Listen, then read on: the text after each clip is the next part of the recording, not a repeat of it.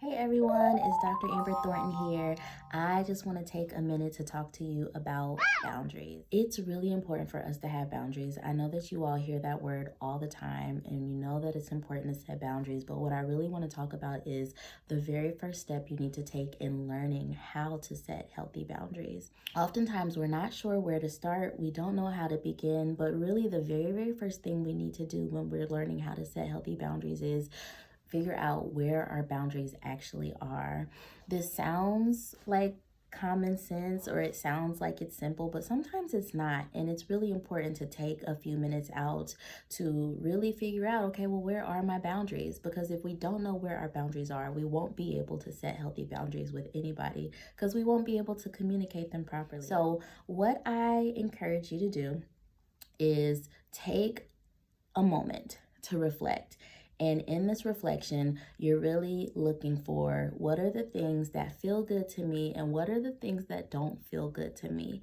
Because the things that don't feel good are a really good indication of maybe there's something that we need to set a boundary around with that. So, for instance, if you have an outing that you have to go to and it's at 7 p.m. in the evening and you go to this thing but you don't like going because it's late or you don't like driving at night, whatever it is, you get a sense like, oh, this actually doesn't feel good for me to do this thing. You know, I've been doing this thing, but it doesn't really feel good to me. It doesn't bring me joy. It doesn't feel good.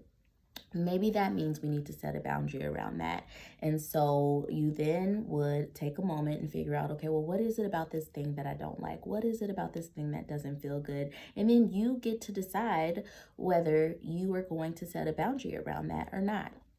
So again, I really encourage you all, take a week, maybe 2 weeks, really figure out, okay, what are the things I'm doing in my life? Where are the moments? Where are the events? Where are the situations that don't really feel good for me? It doesn't really sit well with me. It doesn't feel comfortable.